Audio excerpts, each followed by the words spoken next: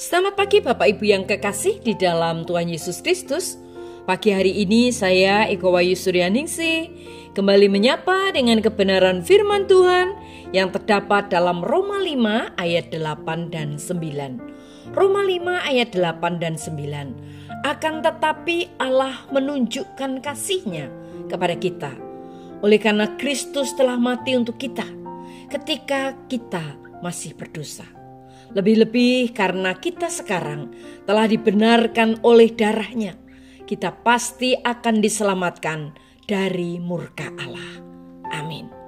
Bapak Ibu yang kekasih di dalam Tuhan, hanya sedikit orang yang bersedia untuk menderita bagi orang lain. Sulit mencari orang yang mau menderita bagi orang lain. Namun Yesus bersedia. Dia tidak menderita hanya untuk satu orang. Dia memilih untuk menderita untuk semua orang di dunia. Yohanes 19 menggambarkan sebagian penderitaan Yesus. Dikatakan sesudah itu Yesus tahu bahwa segala sesuatu telah selesai. Maka berkatalah ia, supaya genaplah yang tertulis dalam kitab suci. Aku haus. Di situ ada satu bekas penuh anggur asam. Maka prajurit-prajurit itu mencelupkan bunga karang ke dalam anggur asam itu, lalu mencucukkannya ke mulut Yesus. Yohanes 19 ayat 28 dan 29. Bapak Ibu yang kekasih di dalam Tuhan, di kayu salib Yesus mengalami siksaan karena terpisah dari Bapaknya.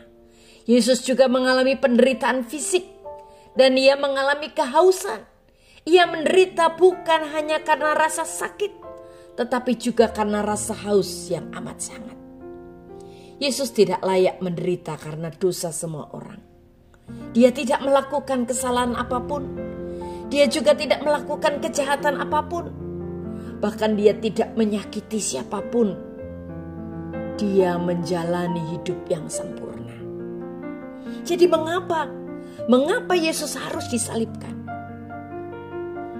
Yesus mati karena untuk menebus dosa orang lain. Dosa saudara dan dosa saya. Kita masing-masing layak menderita seharusnya karena dosa-dosa kita sendiri. Namun Yesus rela menderita kehausan, bahkan penderitaan secara fisik untuk kita, agar kita dapat masuk ke dalam kerajaan surga. Dia haus, dia mengalami siksaan, dia menderita di kayu salib demi hidup saudara dan saya. Dalam Roma 5 ayat 8 bahkan dikatakan Allah menunjukkan kasih-Nya kepada kita oleh karena Kristus telah mati untuk kita ketika kita masih berdosa.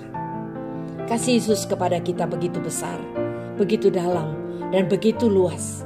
Sehingga ia rela menanggung dosa kita sebagai dosa-dosanya sendiri dan menutupinya dengan kebenarannya. Dosa kita telah merenggut nyawanya. Dan itu penderitaan yang sangat. Yesus rela mati supaya kita dapat memperoleh hidup kekal. Dia memilih untuk menderita demi menebus dosa kita. Kita tidak perlu bertanya-tanya kepada Allah betapa Allah mengasihi saudara. Dia telah menunjukkannya kepada kita di kayu salib. Amin.